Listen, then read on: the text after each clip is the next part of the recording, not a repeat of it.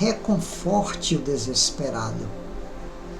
Você não escapará às tentações do desânimo nos círculos da luta. Levante o caído. Você ignora onde seus pés tropeçarão. Estenda a mão ao que necessita de apoio.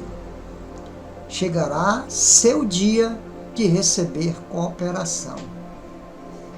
Ampare o doente. Sua alma não está usando um corpo invulnerável. Esforce-se por entender o companheiro menos esclarecido. Nem sempre você dispõe de recursos para compreender como é indispensável. Acolha o infortunado.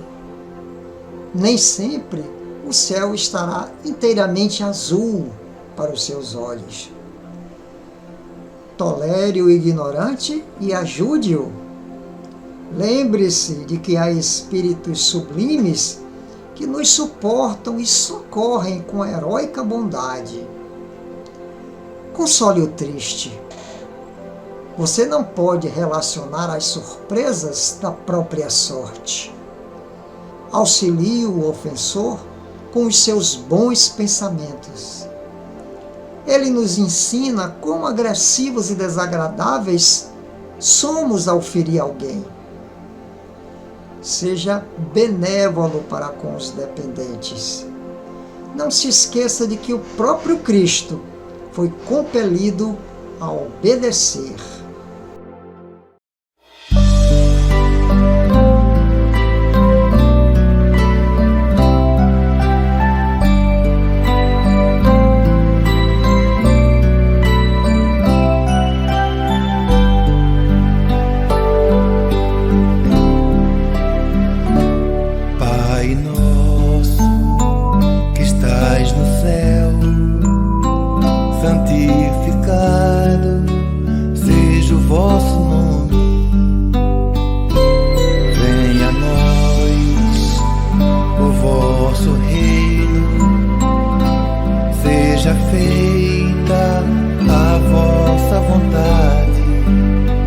Assim na terra como no céu, assim na terra como no céu.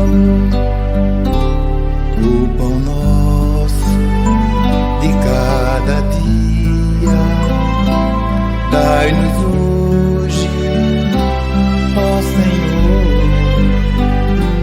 Perdoai as nossas dívidas, assim como perdoamos aos nossos devedores. Não deixeis cair em tentação, mas livrai-nos de todo o mal. Não deixeis cair em tentação, mas livrai-nos de todo o mal.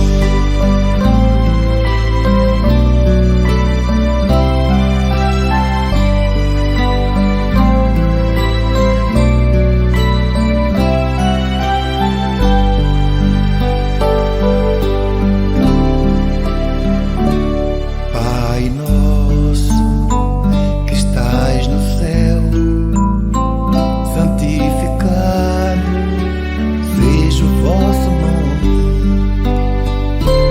Venha a nós o vosso reino, seja feita a vossa vontade, assim na terra como no céu, assim na terra como no céu. O pão nosso de cada dia dai-nos hoje, ó Senhor. Perdoai as nossas dívidas, assim como perdoamos Não deixeis cair em tentação, mas livrai-nos de todo o mal. Não deixeis cair em tentação, mas livrai-nos de todo o mal.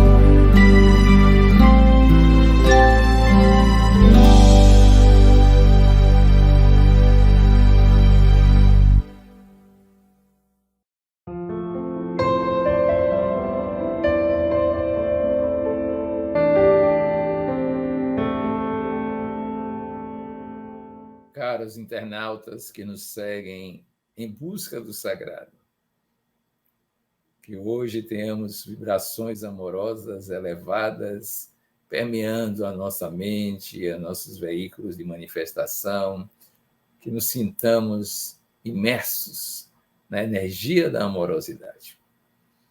Estamos começando falando desta forma, porque em nossas reflexões sobre Deus hoje, nós trazemos um ponto-chave da nossa comunhão com Ele: o amor.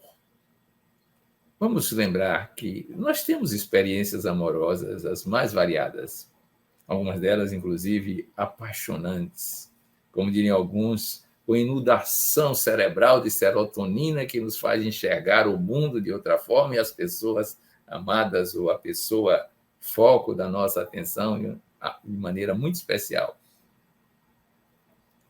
A parte o fato de que isso pode ser uma simples ilusão quando comparada com a realidade, mas o sentir é fundamental. Este amor, de alguma sorte, é uma reverberação do amor divino. É ainda algo incipiente, dada a sua transitoriedade em muitos casos, mas já é um sinal daquilo que pode vir a ser a nossa grande vivência amorosa.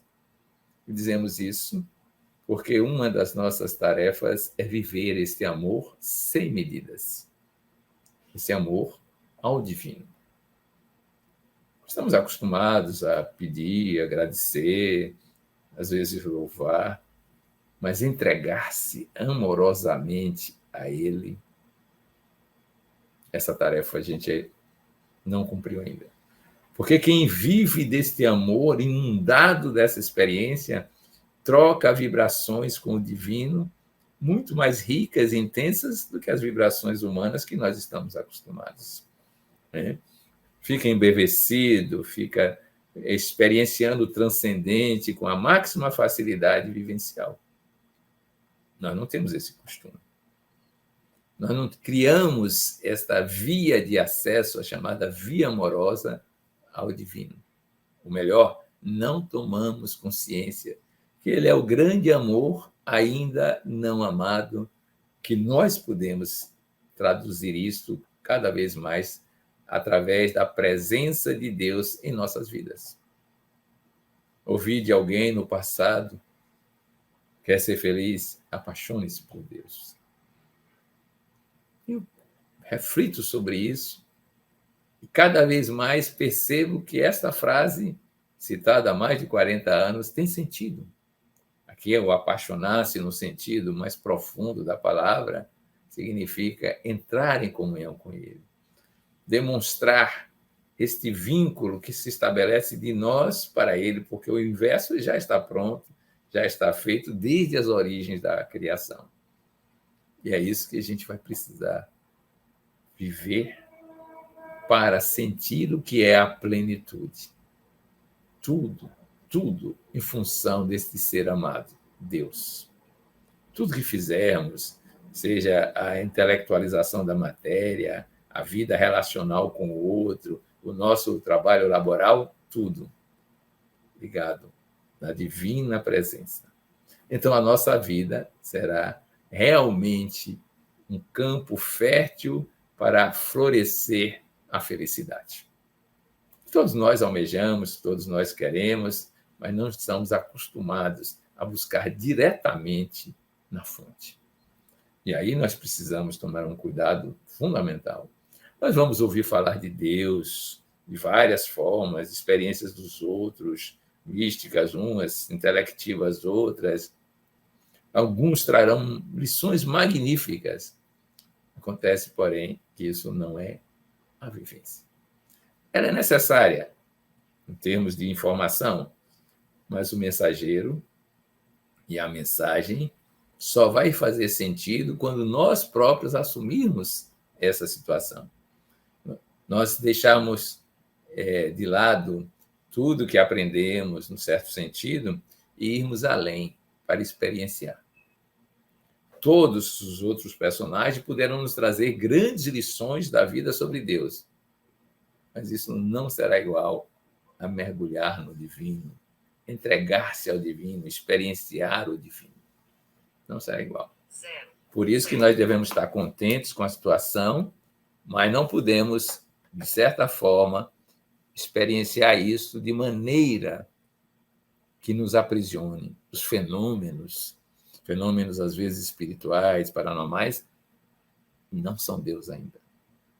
Podemos vivenciá-los, mas com esta consciência é preciso entregar-se ao divino e experienciar o divino num grande amor que é insuperável. Vamos tentar isso? Vamos buscar essa experiência, divinizar cada ação, entrar em contato com ele e viver em função dele. E aí o reino dos céus se instaurará nas bandas da terra.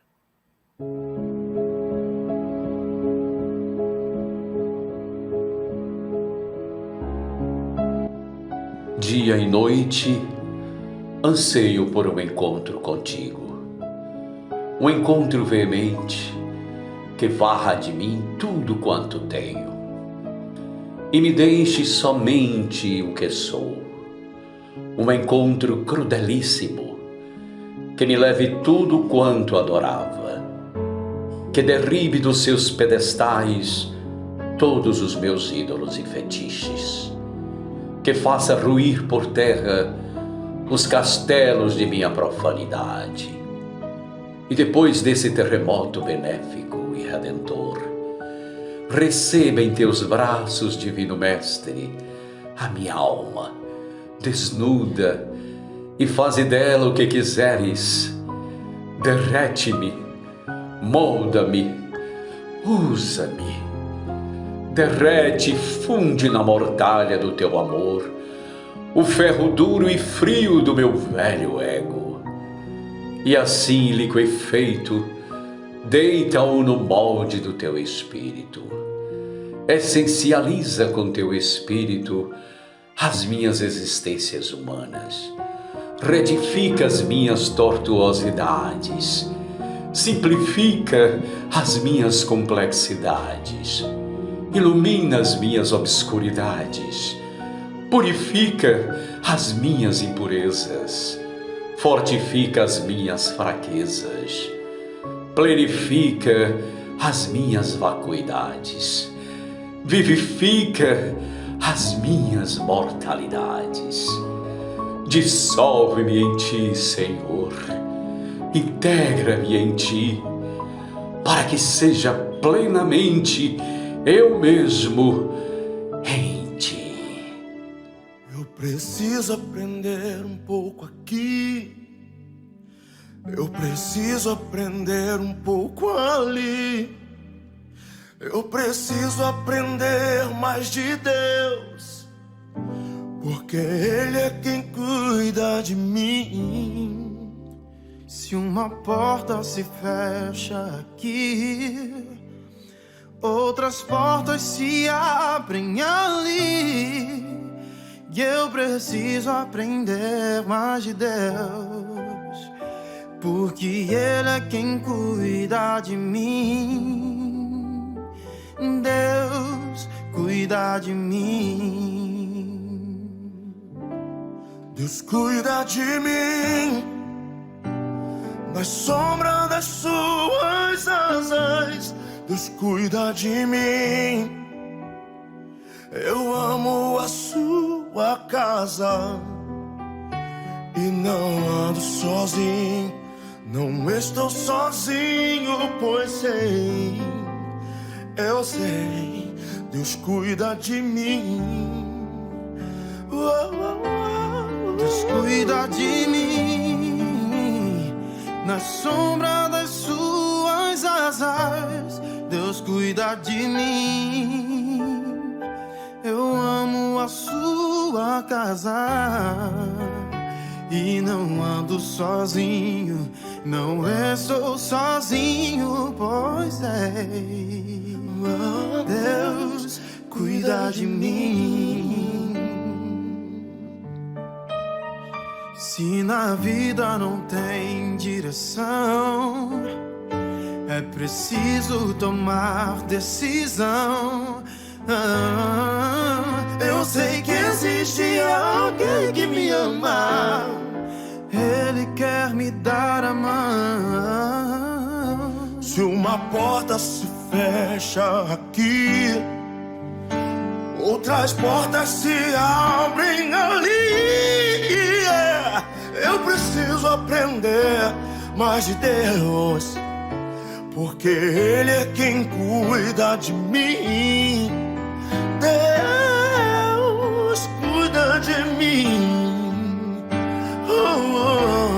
Deus cuida de mim, na sombra das suas asas. Deus cuida de mim. Eu amo a sua casa e não ando sozinho. Não estou sozinho, pois sei, eu sei, Deus cuida de mim. Deus cuida de mim, na sombra das suas asas. Deus cuida de mim. Eu amo a sua casa e não ando sozinho. Não estou sozinho, pois sei, Deus cuida de mim.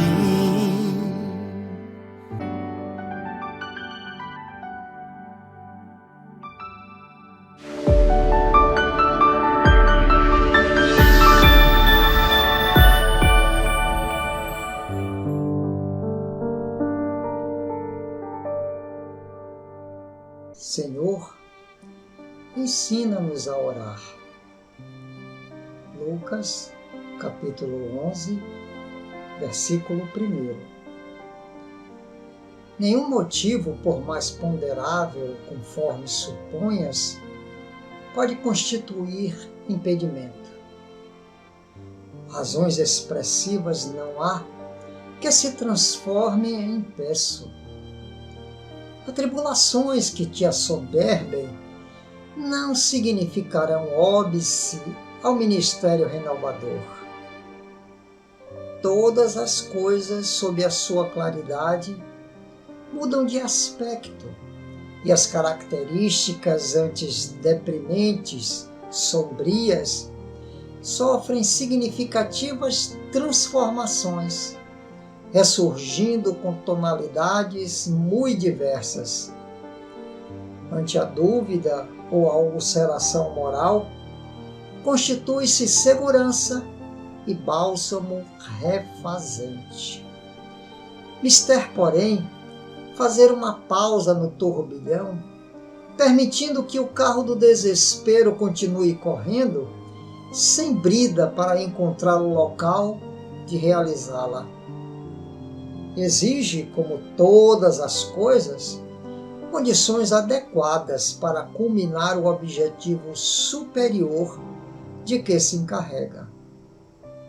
É possível improvisá-la, qual se fora um atendimento de urgência em situação de combate. Terapêutica preciosa, porém, solicita maior dosagem de cuidados para colimar resultados mais poderosos. Esse antídoto a qualquer mal é a oração, a pausa refazente em que o espírito aturdido salta as barreiras impeditivas colocadas pelas turbações de toda ordem, a fim de alcançar as usinas inspirativas do mundo excelso.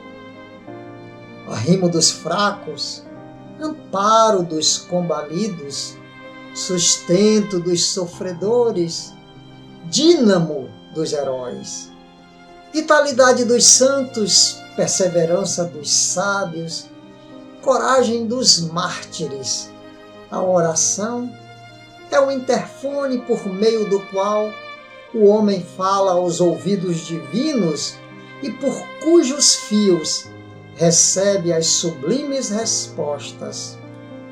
Faze um intervalo nas lutas quando te permitam as possibilidades e convida-te à oração, a fim de poderes prosseguir em timorato pelo caminho da redenção. Lobrigarás, então, melhor entendimento sobre coisas, fatos e pessoas. Para nos aproximarmos de Deus, é preciso compreender as suas expressões. E uma das expressões mais importantes do Criador é a sua vontade. Entender a verdadeira vontade de Deus talvez seja o nosso grande desafio. Muitas pessoas dizem, diante de infortúnios coletivos, pessoais, que aquilo teria sido a vontade de Deus, dando a entender a alguns desavisados que talvez Deus não fosse uma criatura boa. Afinal de contas, aquela pessoa, aquela coletividade está passando por uma dificuldade muito grande.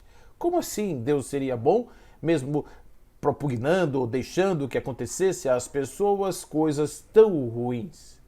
Talvez a vontade de Deus esteja um pouco além dessas questões humanas. Talvez a vontade de Deus esteja para além dos nossos desejos mundanos, terrenos, as nossas vinculações materiais. É a isso que se refere o nosso querido Espírito Emmanuel, quando ele fala a respeito do Pai Nosso e ele traz: seja feita a sua divina vontade. Seja feita a divina vontade entregando na missão que ele nos concede na oração do Pai Nosso: seja feita a vossa vontade, assim na terra como nos céus. Que vontade seria essa? Se nós observarmos o cosmos, observarmos tudo que existe no universo, vamos ver que a vontade de Deus está expressa na magnitude dos movimentos e, acima de tudo, na busca pela harmonia, pelo equilíbrio, pela unidade. É isso que nós temos que perceber, que está para além das coisas, e tudo que nos acontece, acontece em prol desse grande movimento harmônico que existe em todo o universo. A vontade de Deus, portanto, seria nos conceder aquilo que nós precisamos verdadeiramente para o nosso processo ascensional. Aquilo que nós precisamos verdadeiramente para as nossas vidas e para as lições que viemos aqui aprender. Ele diz assim: não aflijas o próprio coração pedindo ao céu aquilo que realmente não constitui nossa necessidade essencial. Aquilo que não precisamos não precisa ser pedido, porque não será concedido. Quando pedimos aquilo que está fora do nosso plano, que está fora da nossa lição, que está fora do nosso entendimento, normalmente não conseguimos. Porque seria verdadeiramente um castigo estarmos acumulando coisas que nos distraem, nos tiram da nossa rota, nos desviam dos nossos objetivos. E ele diz: observe em nossas orações que a vontade divina está sempre nos dando aquilo que nós precisamos. Ações, coisas que são imprescindíveis ao nosso enriquecimento real. Observa na sucessividade das horas as bênçãos do Todo muito misericordioso.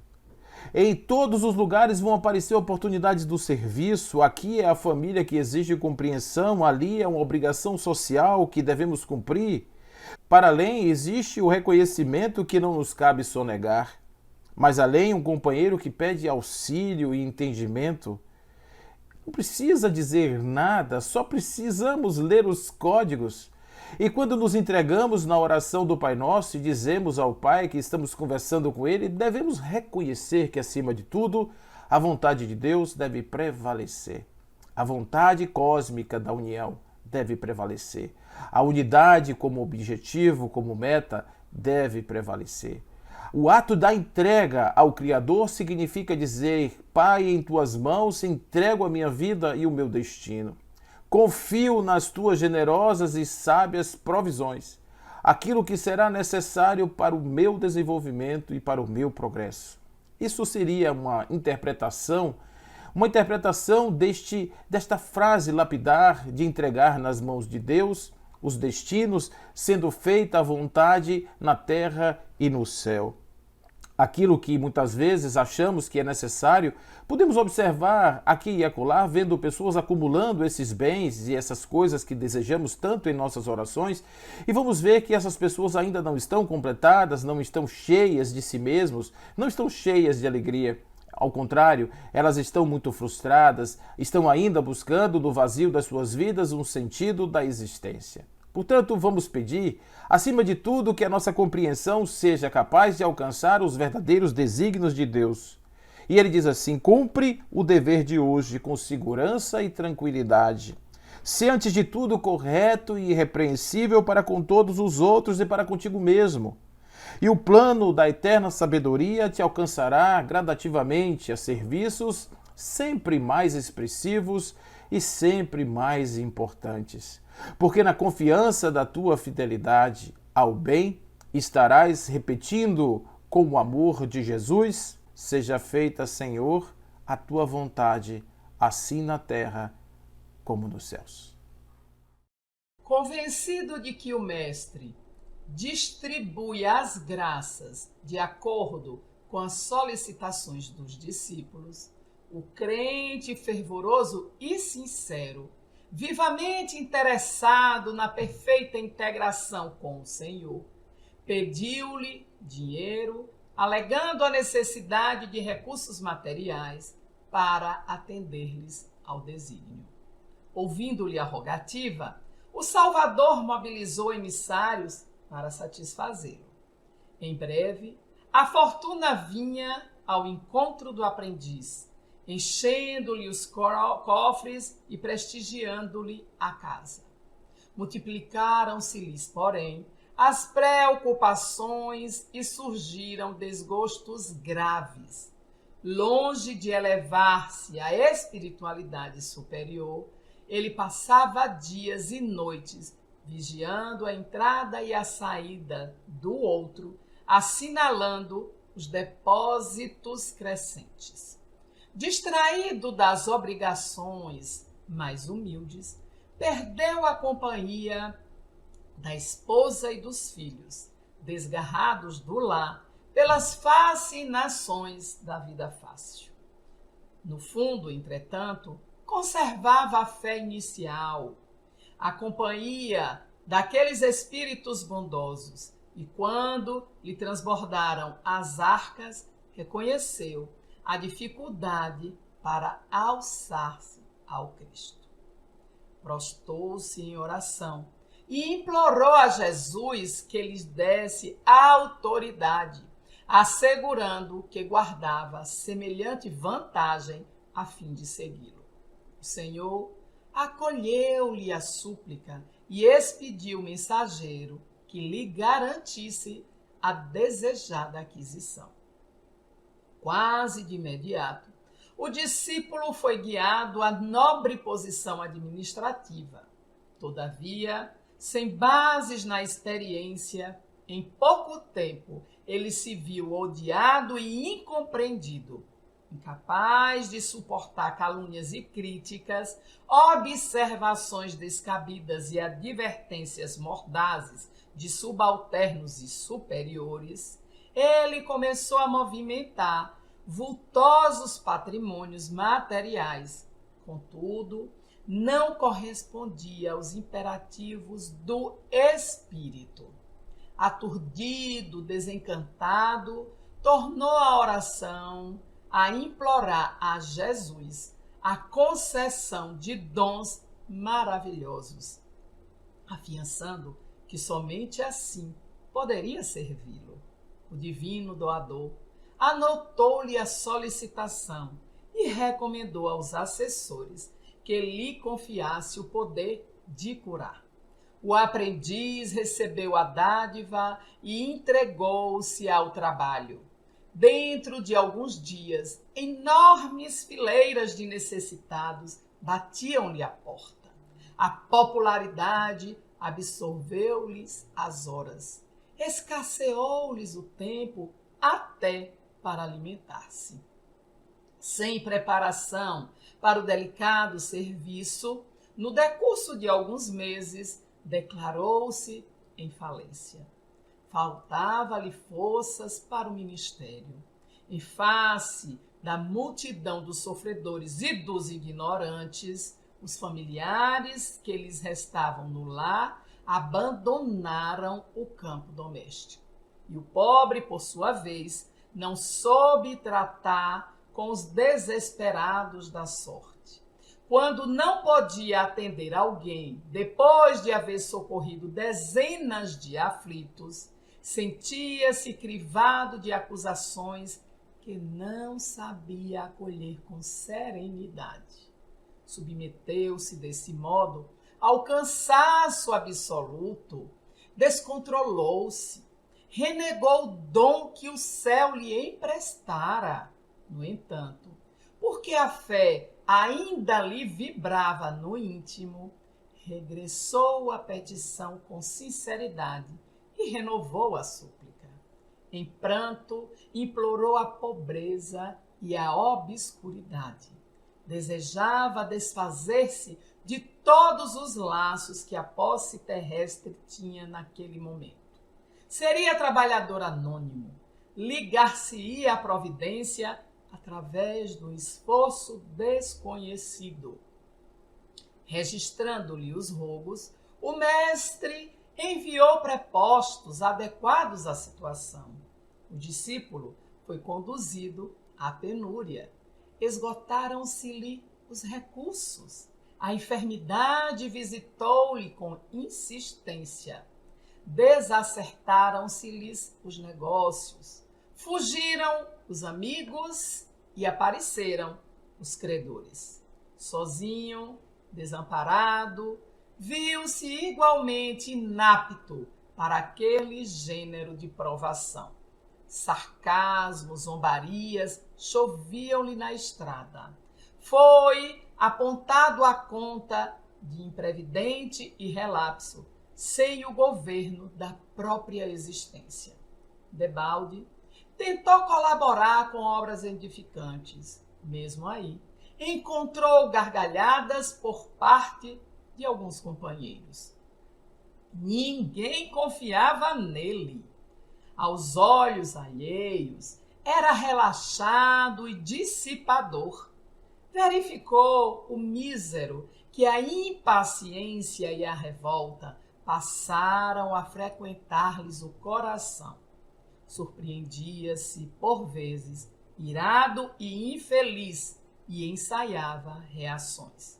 Socorrido, porém, pela sublime claridade da fé, proclamou a incapacidade de suportar a pobreza absoluta e, genuflexo, implorou ao Senhor: Mestre amado, sei que me abres a porta sempre que bato confiante, mas em verdade ignoro a essência dos meus próprios desejos. Reconheço agora que dispensas a riqueza, o poder e a glória de teus dons, conforme os méritos e as necessidades dos aprendizes. Não dás a escassez extrema àquele que ainda não sabe utilizá-la para o bem, nem confias tuas dádivas aos que não sabem como transportá-lo entre os homens ingratos e cruéis. Conheces a posição de cada um de nós e medes, com sabedoria, a extensão das nossas possibilidades. Não conferes o benefício da lágrima ao coração endurecido, como não deixas o cetro da direção por muito tempo nas mãos levianas ou inábeis. Não concedes a pobreza absoluta a quem não sabe aproveitar o sofrimento, como não permites que a riqueza se demore na moradia dos insensatos. Emudece, Senhor, os pedidos da minha ignorância. Não permitas que eu te suplique situações que eu desconheço. Modifica a minha vontade para que os meus desejos concordem com os teus desígnios. Até hoje tenho sido cego. Não me negues a tua misericórdia. Faze que eu veja.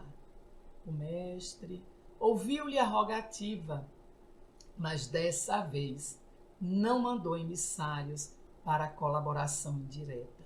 Veio ele mesmo ao santuário interior do aprendiz. O discípulo, em pranto, sentiu então que alguém lhe falava no centro da sua alma. Não era uma voz semelhante às vozes que escutara no mundo. Era um sopro divino, nascido da misteriosa cripta do coração, renovando-lhe todo o seu ser. Extasiado e feliz, reconheceu a presença do Senhor, que lhe falou a consciência desperta. Doravante, permanecerás em mim, como permaneço em ti. Estaremos unidos para sempre.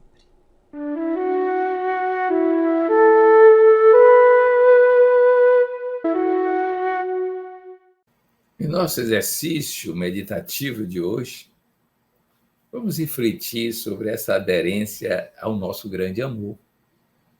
Quem diz, seja feita a vossa vontade em estado de oração, deve recordar que a vontade divina é a vontade do amor supremo, é a vontade do deleite com a criatura, é a vontade da realização da criação na plenitude da transcendência do Criador. Olha, essa vontade é também a nossa vontade íntima, profunda, da essência, pelo simples fato de que nós temos a marca do divino, nós somos sua imagem e semelhança. Então, em nossos exercícios meditativos de hoje, vamos incluir uma reflexão. Estamos aderentes à vontade divina? Para nós, os limites das nossas possibilidades? É bom lembrar que não vamos fantasiar, nem afirmativamente, positivamente, imaginando que já somos seres perfeitos, porque isso não é real. Não vamos querer a vontade divina naquilo que é a condição de espírito puro. Estamos longe disso. Mas também podemos evitar estarmos andando como se não tivéssemos saído da velha, antiga e próspera animalidade no mundo. Qual é a vontade de Deus para nós no nosso momento histórico, evolutivo e existencial? Essa é uma pergunta muito significativa, mas não simplesmente a vontade de Deus, mas como nós aderimos, porque temos livre-arbítrio, porque temos a condição de escolher, podemos seguir a vontade ou simplesmente rejeitá-la. E ao rejeitar, é claro, não estaremos vivendo aquele enlace amoroso que nos gratifica, que nos enriquece, que nos deixa elevados em termos de vivência espiritual. Então, nesse exercício, vamos nos dedicar a sentir. E para tal, para realizar essa função, lembremos que temos a lei de Deus em nossa consciência. Não é uma lei fria, digamos, sem humanidade, sem vibração. A lei de Deus é amorosidade. Façamos, então, este momento de silêncio e de reflexão. Comecemos pensando: como estou agora? Enquanto pessoa, com vários veículos, o físico, o emocional, o mental, valores e crenças. Como é que eu estou agora? e evoquemos o que há de melhor em nós. Um relaxamento no físico, uma serenidade nas emoções, uma quietude na mente, uma recordação dos grandes valores que nos orientam a vida. Nesse instante, tudo isso vai se harmonizando. Uma atitude organísmica de bem-estar vai se instaurando. O corpo relaxa, as emoções se asserenam, e nós vamos sentindo uma quietude na mente, e aparecem percepções da beleza suprema, o que podemos imaginar, da justiça ou justeza máxima, da verdade mais elevada, da bondade mais altruísta e abrangente. Estamos nos preparando, então, para percebermos nós próprios, vivenciadores do amor divino e da sua vontade, que é sempre a suprema felicidade para nós. Então nos perguntemos: qual a vontade de Deus nesse meu momento existencial evolutivo? Não tentemos responder racionalmente. Na quietude, no silêncio, deixemos vir. Ainda que sejam sensações, percepções paranormais, mas deixemos vir. Qual a vontade de Deus para nós nesse momento?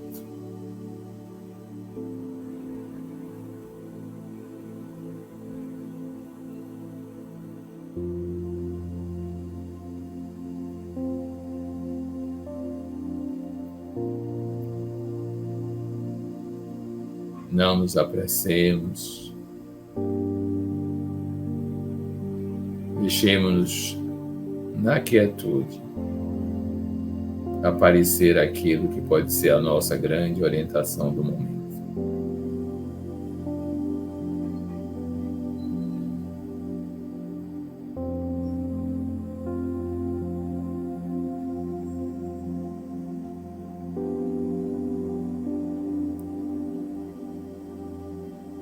Agora examinemos a percepção que nós temos da nossa aderência à vontade de Deus. Isto é, vamos verificar se já estamos perfeitamente aderidos. Isso é fácil de perceber. Quando há adesão, há uma sensação de vitalidade, de bem-estar, uma experiência de encontro, de companhia, de inteireza nessa vivência com o divino. Se não há esta aderência, e quanto mais distante estivermos dela, nesse momento a consciência sente um incômodo, uma sensação de descumprimento do que é possível. Em suma, um afastamento daquilo que é o seu dever, no sentido de possibilidade existencial. Então, observemos nossa vida, nossa experiência atual.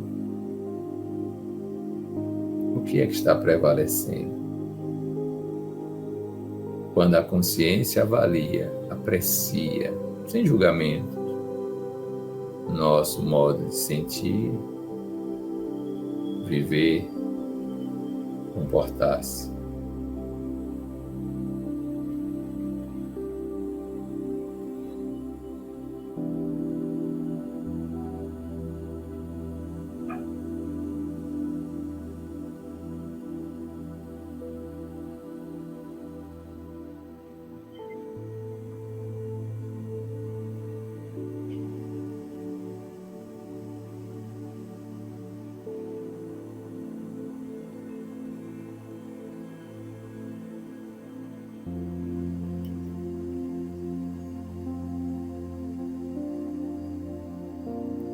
Se já identificamos algum incômodo, uma distância, portanto, entre o que podemos realizar e o que estamos realizando enquanto subjetividade atuante, então pensemos num compromisso. O compromisso de ser aquilo que nós podemos ser. Ou melhor, de manifestar no mundo, mesmo que seja o mundo interior, aquilo que nós já temos condições de fazer pela aderência à lei de Deus. Imaginemos-nos então vivendo em conformidade com a lei nesse instante.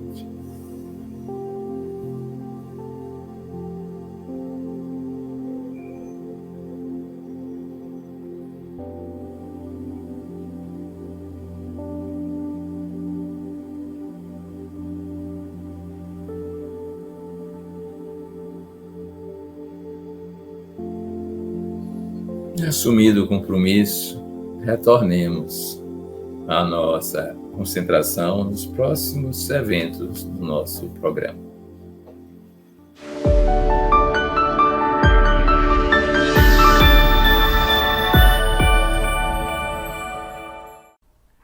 No Evangelho de Mateus, capítulo 6, verso 9, Jesus ensina-nos a orar.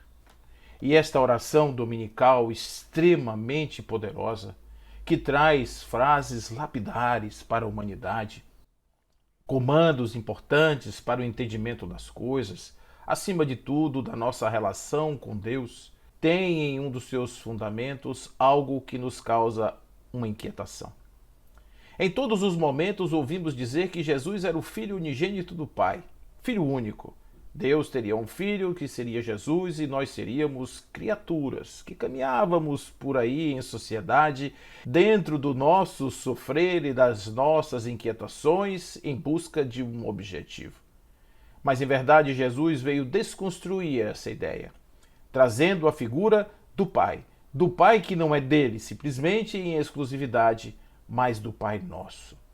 Inicia a sua oração na entrega a Deus, fazendo um ato de reverência ao Criador, deixando a alma aos serviços da divindade. Posteriormente, abre um discurso em nome da humanidade. Em primeiro lugar, Deus. Em segundo lugar, a coletividade. A coletividade a qual todos estamos irmanados. Os problemas de um são os meus problemas. A comunidade que sofre acolá é um problema que me interfere. De alguma maneira estamos todos conectados. Estamos conectados por essa força imensa que é a unidade divina, que é a essência de cada ser, e que no momento em que eu me inquieto, em que eu vibro de alguma forma positiva ou negativamente, emito nas minhas vibrações as energias que alcançam a coletividade. Portanto, a oração se destina a um coletivo, se destina à percepção de que Deus está em tudo, em todas as coisas, em todas as pessoas. Portanto, quando exortamos a figura do Pai, dizemos Pai Nosso, o Pai que é nosso, que nos guia, que norteia as nossas ações, que é o sentido primaz das nossas vidas. O Pai que não é exclusivo de um ou de outro, mas é um Pai de toda a criação e que, portanto, devemos sim observar que as nossas obrigações devem ir para além do eu exclusivo e devem incluir o coletivo. Deve incluir o outro, deve incluir a cidade onde eu moro, deve incluir o país, deve incluir o mundo. Nada vai se constituir dentro deste grande e imenso universo de energias cósmicas, nada absolutamente vai viver como se fosse uma ilha, isolado. Portanto, as nossas obrigações são coletivas. Temos obrigações de uns para com outros, e isso constitui a nossa verdadeira face aqui na Terra. O Espírito Emmanuel vai nos trazer em um texto chamado Pai Nosso, que está no livro Fonte Viva. Ele vai dizer desta coletividade, ele vai dizer desta irmandade, desta grande irmandade, que quando nós entendemos semelhante realidade, o império do eu passa a incorporar-se por célula bendita à vida santificante. E é desta maneira, elevando os nossos pensamentos a Deus e compreendendo a nossa missão coletiva aqui na Terra, que teremos a possibilidade de desenvolver amorosidade para com o outro. Teremos a possibilidade de nos esforçar para sermos indulgentes para com o outro. Teremos a possibilidade de trazer a caridade como móvel das nossas ações. Seremos induzidos a buscar no outro, muitas vezes, as nossas próprias necessidades. Seremos induzidos a trazer na coletividade a busca por um desenvolvimento social ordenado pelo bem, pela paz e pelos princípios mais nobres, de uma moral elevada que possa conduzir a humanidade a futuros gloriosos. É por esse motivo, quando perdemos o endereço de Deus, quando perdemos a noção de que nós estamos aqui por um motivo, a vida fica sem sentido. A vida fica como que vazia e, portanto, nós precisamos trazer de volta esse sentimento do Pai Nosso. Um Pai amoroso e generoso que alcança todos os seus filhos com seu amor imenso e com sua força e o seu poder incomensuráveis. É por isso que nós estamos aqui. Sem o amor a Deus e à humanidade, vai dizer Emmanuel, não estamos suficientemente seguros na oração. Sem estarmos considerando o coletivo, não estamos devidamente seguros no desapego e, portanto, na prática daquilo que é chamada abnegação. O devotamento, portanto, que seria levado a níveis muito mais altos quando consideramos a humanidade. Pai do universo, Pai nosso, diz Jesus assim a começar sua oração, nosso mundo, sem nos associarmos aos propósitos do Pai, na pequenina tarefa que nos foi permitida executar, nossa prece será muitas vezes simples repetição do eu quero, eu necessito, invariavelmente cheio de desejos, mas quase sempre vazio de sensatez e de amor.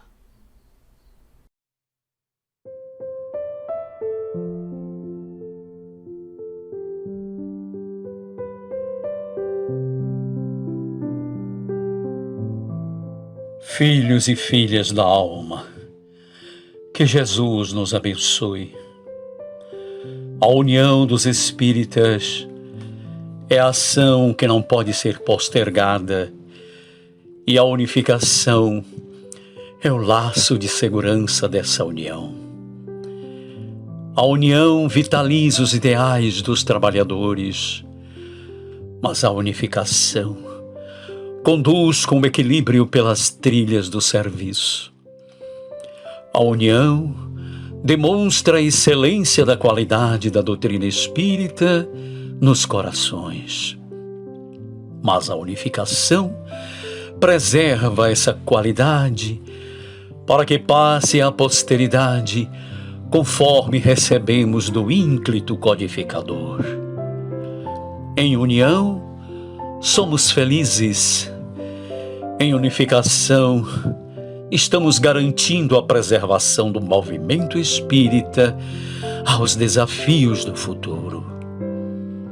Em união, teremos resistência para enfrentar o mal que existe em nós e aquele que cerca o nosso caminho, tentando impossibilitar-nos o avanço.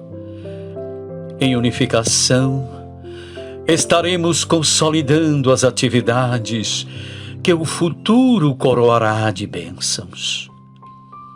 Em união, marcharemos ajudando-nos reciprocamente. Em unificação, estaremos ampliando os horizontes da divulgação doutrinária em bases corretas e equilibradas. Com união, demonstraremos a nós mesmos que é possível amar sem exigir nada. Com unificação, colocaremos as ideias pessoais em planos secundários, objetivando a coletividade. Com união, construiremos o bem, o belo e o nobre. Com unificação, traremos de volta o pensamento do codificador, preservando a unidade da doutrina e do movimento espírita.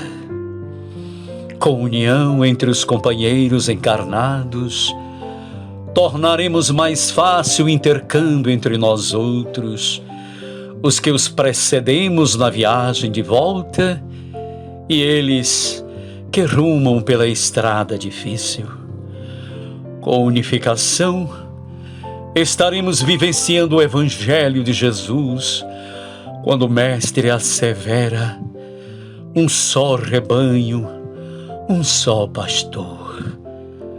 Unindo-nos como verdadeiros irmãos, estabeleceremos o laço de identificação com os propósitos dos mentores da humanidade, que esperam a influência que o Espiritismo provocará no mundo, à medida que seja conhecido e adotado nas áreas da ciência, das artes, do pensamento filosófico e das religiões. União para a unificação, meus filhos, é o desafio do momento. Rogando a Jesus que nos abençoe e nos dê a sua paz, o servidor humílimo e paternal de sempre, Bezerra.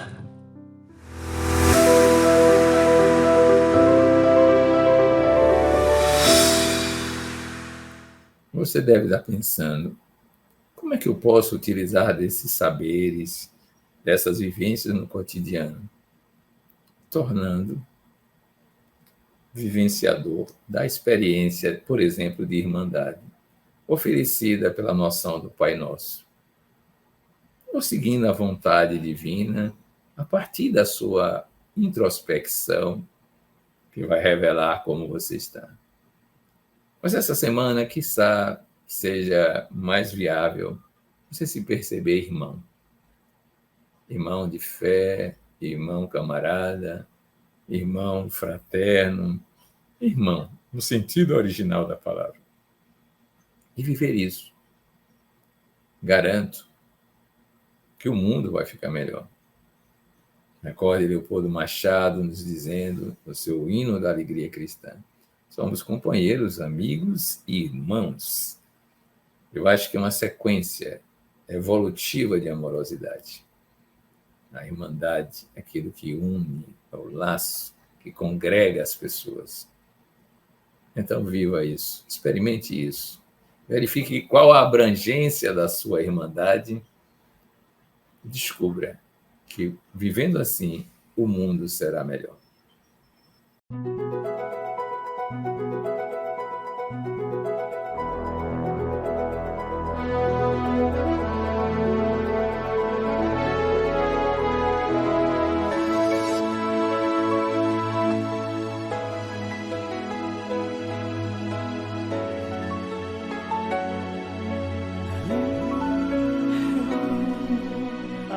Chegou, precisamos dar as mãos e lembrar que somos todos irmãos, que somos todos irmãos,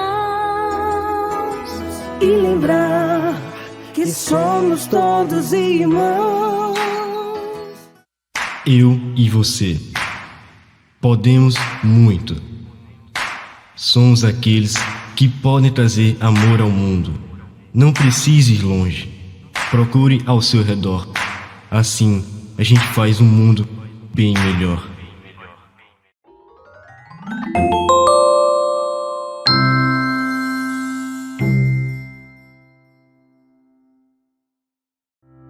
A FEB traz para você um canal completo de informação, reflexão, aprendizado e sintonia espiritual. Se inscrevendo no canal FEB no YouTube você tem acesso gratuito a congressos, palestras, eventos e programas especialmente feitos para o fortalecimento do movimento espírita. Se inscreva no canal TV FEB no YouTube e conheça Em Busca do Sagrado, programa semanal com música, poesia, textos e comentários relativos à nossa busca pelo divino. Todos os sábados, sempre às 8 horas da manhã. Para viver o Evangelho, programa semanal com temas ligados ao Evangelho e estudos baseados em obras espíritas. Venha estudar conosco. Todas as segundas, às 20 horas. Acompanhe a grade dos eventos divulgada nas redes sociais da FEB. TV FEB, mais uma iniciativa da Federação Espírita do Estado da Bahia.